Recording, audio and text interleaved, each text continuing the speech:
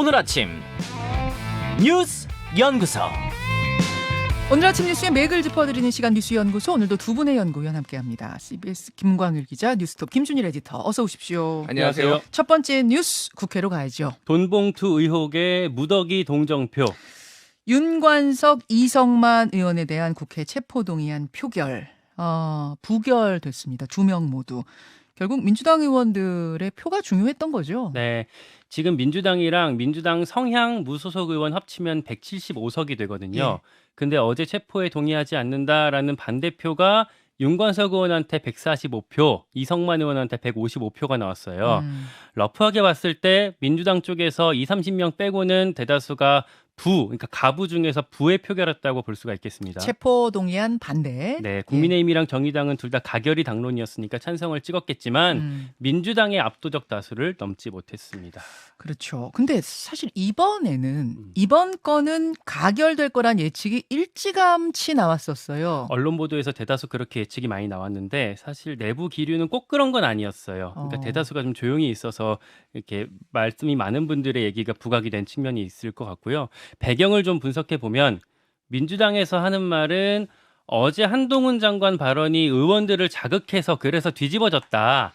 한동훈 장관 발언 중에 어떤 부분이요? 그러니까 돈 봉투 받은 걸로 지목된 사람들이 표결에 참여하는 게 맞냐라는 발언을 했었는데 그게 우리를 잠재적 가해자로 보는 거냐라는 어떤 반발 심리가 작용했다라는 설명을 민주당에서 공식적으로 많이 했어요. 모욕적이다 뭐 이런 느낌? 네. 그런데 그거는 좀 핑계가, 그 설명이 시선을 외부로 돌리기 위한 그냥 그런 설명, 그런 핑계라는 얘기가 당내에서도 있고요. 저도 그렇게 좀 생각을 합니다. 그럼 진짜 이유는 뭐라고 보세요? 일단은 어제 의원총회에서 검사장 출신 민주당 의원이 본인이 봐도 너무 짜맞추기 수사 같다라고 말한 걸 듣고 결정했다라는 사람이 많긴 했고요. 오전 10시에 있었던 의원총회. 네. 거기서 그런 말이 나왔고, 이거 외에는 당내 비주류 모 의원의 분석을 그냥 전할게요. 네. 첫째, 예상보다 온정주의가 더 깊었다. 둘째, 이번에 가결되면 다음 이재명 대표 부결 찍을 때 더 난처해질 수 있다. 셋째, 수사가 확대되면 연루자 규모가 걷잡을 수 없이 더 커질 우려가 있다. 그래서 그냥 넘겨줄 수는 없었다. 라는 분석이 있고, 또 하나, 당 전체가 무너지는 것에 대한 두려움. 그러니까 결국 이렇게 계속 이 수사가 커졌을 때 민주당이 무너지면 그 피해가 본인한테도 미칠 수 있다라는 계산이 복합적으로 작용했다라는 분석이 당내에서 나오고 있습니다. 그리고 윤관석, 이성만 의원 두 사람도 어제 끝까지 계속 의원들한테 읍소를 했고요. 문자를 하루에 몇 통씩 보내고 그랬다면서요. 네, 마지막에도 본회의장에서 나와서 일일이 악수해가면서 이게 단속을 하더라고요. 그리고 지도부에서도 뒤에서 의원들한테 전화를 꽤 돌렸대요. 네. 이제 뭐 당론은 아니라고 하지만 그런 것들이 반영된 걸로 보이고요. 어제 그리고 혁신위원장 발표가 안 났어요. 네. 요거는 사정을 알아보니까 1차적으로는 검증이 아직 충분히 되지 않았다는 얘기가 있는데 이게 다는 아니었고 당내 이견이 조율되지 않았다고 합니다. 어제 김광일 기자가 전해준 거는 한 3명까지 압축이 됐다. 이르면 의원총회 전에도 발표 날 수 있어요 이랬는데 결국 그 3명에서 더 압축이 안 된 거예요? 그러니까 지도부 회의할 때 의견이 엇갈렸던 걸로 제가 확인을 했고요.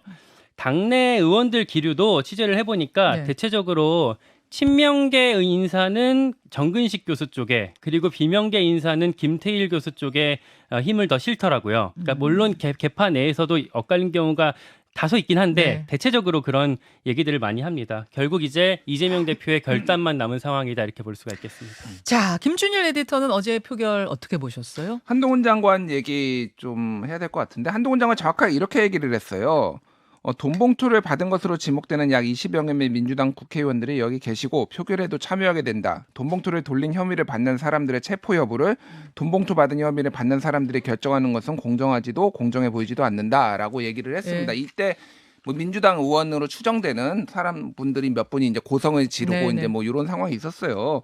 그래서 일단은 장관이, 그 법무부 장관이 이제 국회 보고를 하는 거는, 이거는 약 기능적인 거거든요. 사실은 이런 검찰에 이런 수사가 있었고 이거에 대해서, 그것도 굉장히 길게 하는 것도 이례적이지만 어쨌든 한동훈 장관은 길게 하는 스타일인데 여기에 이제 개인적인 의견, 이거는 개인적인 의견이잖아요.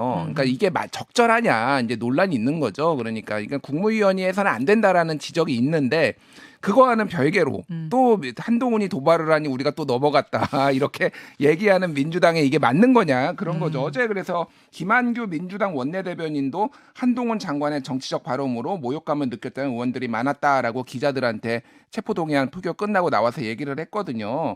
그러니까 뭐 한동훈 장관은 그래서 또 뭐 이렇게 얘기를 했습니다. 뭐 제 말로 욱해서 범죄 옹호했다는 얘기냐 뭐 이런 얘기, 공당이 범죄를 옹호하고 있다 뭐 이렇게 얘기를 해서 이게 또 사실 한동훈과 민주당의 대결 뭐 이런 식으로 가고 있습니다. 뭐 결과는 결과로 얘기해야 될 것 같아요. 어쨌든 지금 이번 회기 들어서 윤석열 정부 들어서 민주당 사람들은 다 부결되고 예. 그리고 하영재 의원 국민의힘은 가결되고 체포동의안이 발부됐단 말이에요. 그러면은 이거를 이제 방탄으로 보지 않을 수가 없는 거죠. 그러니까. 바로 그 점 예, 때문에 예. 이번에 민주당이 부결시키기 어려울 거라는 얘기 그래서 나왔던 건데 그 마지막엔 어떤 얘기도 좀 돌았냐면 어제 표결 직전에 한 사람 부결, 한 사람 가결 이렇게 될 수도 있다. 이런 얘기가 이제 취재 기자들 사이에 돌았는데 결국 두 사람 다 부결. 요거는 상당히 의외였던 건 맞아요. 잠시 후에 박성준 의원 초대를 했습니다. 요 배경 좀 들어보고 또 여러분들 지금 궁금증 많이 보내시거든요. 요 질문도 제가 던지겠습니다. 김갈 기자. 예. 중국에 세우려던 반도체 복제 공장. 삼성전자 반도체 공장의 설계 자료를 빼돌려서 중국에다가 똑같은 일종의 복제 공장, 짝퉁 공장을 지으려 했던 일당이 구속이 됐어요. 네, 뭐 그럼 이건 산업 스파입니까? 네, 뭐 그런 기술 탈취 뭐 이런 얘기가 될 텐데요. 중국 산시성 시안에 삼성전자 반도체 공장이 있잖아요. 네. 근데 그 이 일당이 그 반도체 공장 근방에 한 1.5km 거리에 똑같은 쌍둥이 공장을 지으려고 했더라고요. 근데 그 쌍둥이 공장이라는 게 무슨 의미예요? 그게 어떻게 가능해요? 그러니까 여기 대표가 최모 씨라고 친정인 삼성전자에서 18년 동안 일했던 상무 출신이고 반도체 업계에서는 뭐 알만한 사람 다 아는 사람이래요. 유명한 사람. 네. 근데 삼성에서 이 사람 중심으로 해서 그 BED라는 핵심 기술이랑 공장 설계도 그리고 공정 배치도 같은 걸 훔쳤다. 공장 설계도 배치도를 훔쳤다. 예, 탈취했다라고 검찰이 판단을 하고 있어요. 김 씨가 삼성이랑 하이닉스 출신 반도체 핵심 인력 200여 명을 영입했고 중국 청두시에서 4,600억 원을 투자를 받았습니다. 그리고 대만 업체에서 8조 원대 투자 약정도 체결을 했어요. 이렇게 해서 복제 공장을 그 옆에다 바로 지으려고 했던 건데 다행히 대만 업체가 투자를 취소해서 설립까지 이루어지진 않았고 네. 그리고 검찰이 덜미를 잡으면서 일단락이 된 겁니다. 근데 한 가지 포인트가 이게 5월 달에 구속한 거더라고요. 지난달에요? 예. 근데 검찰이 어제 보도 자료를 냈어요. 최근에 싱하이밍 대사 그 전략 외교 관련해서 반중 정서가 좀 높아지고 있는데 요 사건을 계기로 더 가속화될 수가 있을 것 같습니다. 마침 대통령실에서도 어제 브리핑하면서 싱하이밍 대사를 겨냥해서 가교 역할이 적절하지 않다면 본국과 주재국의 국가적 이익을 해칠 수 있다 이렇게 경고를 하면서 네. 그 싸움의 판을 키웠습니다. 싱하이밍 대사 발언으로 관계가 안 좋아진 상황에서 이 사건까지 터지면서 더 안 좋아질 것 같다 그 말씀. 예. 권성동 의원이 또 이런 법안도 하나 발의했더라고요. 지금 이제 우리나라에 있는 외국인 가운데 영주권 취득한 지 3년 지나면 지방선거 선거권이 있습니다. 거기에 해당되는 사람이 한 12만 명 되는데 그중에 80%가량이 중국 국적자예요. 이들에게 지방선거권 주지 말자. 이런 또 법안 발의했어요. 중국에선 우리나라 사람한테 안 주는데 왜 우리만 주느냐. 뭐 상호주의 이런 거 얘기하던데 이런 이야기까지 더해지면서 여러 가지 이야기가 좀 복잡하게 돌아갈 것 같아요. 각이 점점 더 서는 분위기라고 할 수가 그렇죠. 있겠습니다. 김준 에디터. 네. 일단 이 최 씨부터 얘기를 하면은 반도체 업계에서 굉장히 유명한 사람이에요. 2001년에 하이닉스로 옮겼다고 합니다. 그래서 그때 이제 부사장까지 이제 올랐던 하이닉스에서 올랐는데 예. 2002년에 유동성 위기로 하이닉스가 이제 미국 마이크론에 매각될 뻔했는데 외환은행을 이 최 씨가 찾아가지고 이 반도체 이 공장 도면을 보여주면서 이게 투자를 최소화하면서 생산 공정을 완전히 효율화할 수 있다라고 해서 매각을 이 사람이 직접 막았다라는 거예요. 그 정도로 유명한 사람이라는 거예요, 지금. 네네. 그리고 2015년 뭐 이럴 때는 대만이나 싱가포르 이런 데에서 이런 반도체 외국의 업체 컨설팅 같은 거를 했다라고 합니다. 그래서 굉장히 유명한 사람인데 지금 왜 시안 공장이냐? 그러니까 삼성전자가 시안에 있고요. 그 공장 설계도면은 시안에서 근무했던 사람, 이 사람이 최 씨가 아니라 다른 사람을 포섭을 했는데 그 사람이 빼돌렸다라는 거예요. 그래서 거기에 이제 반도체에서 근무하는 사람들이 꽤 많다라는 거 아니에요. 그러니까 시안 삼성전자 예, 예. 공장이 있으니까 여러모로 거기에 세우는 게 유리하다라고 판단을 해가지고 이제 근거리에 한 건데 국정원이 2019년부터 수사를 해가지고 이제 덜미가 잡힌 겁니다. 그러니까 중요한 거는 이런 사례가 굉장히 많다라는 거예요. 지금 국정원이 최근 5년간 적발한 해외 기술 유출이 93건, 그리고 피해액이 25조 원에 이제 달하는 건데 그 이 중에서의 60%가 중국으로 해요. 그리고 네. 미국, 일본, 말레이시아 순인데 문제는 이게 솜방망이 처벌이라는 거예요. 그러니까 대검찰청의 기술 유출 범죄 양형 기준에 관한 연구를 보면은 네. 2015년부터 8년간 이 기술 유출로 유죄를 선고받은 496명 중에 실형은 73명에 불과했고 실형도 평균 12개월. 그러니까 거의 1년만 살다 나오면은 지금 이 최 씨한테 중국 측에서 제시한 게 100억 원이라고 하거든요, 지금. 그러니까 100억 원에 이제 넘어간 거죠. 그런데 1년, 2년 살고 나오면 걸려도 그러니까 이게 해볼 만하다. 그래서 미국 같은 경우에는 경제 스파이법을 적용을 하면 간첩죄 수준으로 30년형, 최고 30년형까지. 실형 30년이요? 예. 그리고 뭐 대만도 최근에 이제 국가안전법을 개정을 해서 간첩행위 이거를 포함시켰거든요. 네. 그래서 법을 좀 양형을 강화해야 된다 이런 얘기들이 좀 많이 나오고 있습니다. 그래요. 자, 이 사건에 이어서 하나만 더 볼까요? 네, 오염수 설비 시운전. 후쿠시마 오염수 방출 뭐 눈앞까지 온 건 우리가 다 알고 있는 거고 이제 시험 운전도 들어갔습니까? 어제 아침부터 시작이 됐어요. 앞으로 한 2주 정도 성능 검사를 진행할 예정이라고 하는데요. 여기에 이제 오염수가 바로 담겨 있는 건 아니고 네. 방사성 물질이 없는 그냥 물 예. 이거를 바닷물이랑 섞어서 흘려보내는 거라고 합니다. 그야말로 시운전이군요. 네, 해저터널 통해서 쭉 이제 내보내는 건데 방류 펌프에 문제가 없는지 혹은 비상 상황에 차단 장치가 제대로 작동하는지 이런 것들을 점검하는 거라고 하니까 이제 진짜 막바지 초읽기라고 볼 수가 있을 것 같아요. 그러네요. 이제 IAEA 그 종합 보고서까지 조만간 나오면 방류 날짜 뭐 여름으로 해갖고 지금 여름으로만 지금 그 추상적으로 되어 있는데 구체화가 될 것 같습니다. 어제 국회 대정부 질문에서도 격론이 벌어졌어요. 예. 이 부분.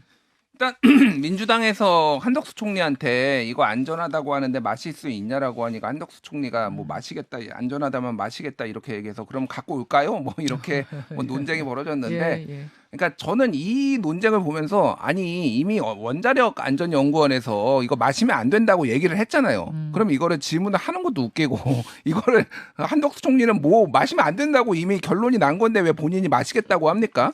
그러니까 이거 자체가 논쟁 수준이 굉장히 좀 떨어진다. 뭐 이렇게 좀 말씀을 드릴 수 있을 것 같고 지금 정부는 지금 이거를 이제 여당에서는 주로 괴담이라는 표현을 쓰고 뭐 정부에서는 이제 좀 감성적으로 홍보를 하려고 하고 있어요. 그래서 지금 최근에 해수부가 지금 부산광역시를 시작으로 이제 어업인지 유통관계자를 대상으로 수산물 안전 현장 설명회를 개최를 한다라는 건데 국민들이 제일 불안해 느끼는 거는 정부가 이거에 대해서 적극적으로 뭔가 조치를 안 하는 것 같다. 이게 핵심이거든요, 사실은. 근데 그거에 대해서는 이게 없고 한쪽에서는 괴담이라고 하고 한쪽에서는 안전하다고만 하니까 이게 지금 아직도 이게 평행선에 달리고 있고 좀 갑갑한 상황인 것 같습니다. 한쪽에서는 괴담이라고 하고 한쪽에서는 문제 있다고 하고 뭐 이런 상황. 국민의힘 안에서 이런 고민도 있어요. 그러니까 사실 오염수 방출하는 게 누구에게는 좋지는 않겠지만 근데 선거를 생각을 했을 때 총선? 예, 지금 여름으로 예측이 되고 있는데 만약에 이게 더 늦어지면 네. 총선과 더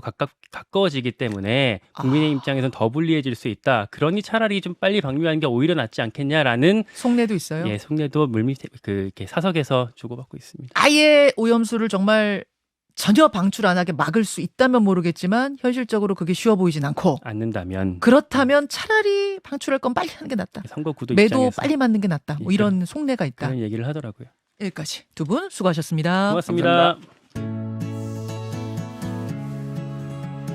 김현정의 뉴스쇼는 시청자 여러분의 참여를 기다립니다. 구독과 좋아요, 댓글 잊지 않으셨죠? 알림 설정을 해두시면 평일 아침 7시 20분 실시간 라이브도 참여하실 수 있습니다.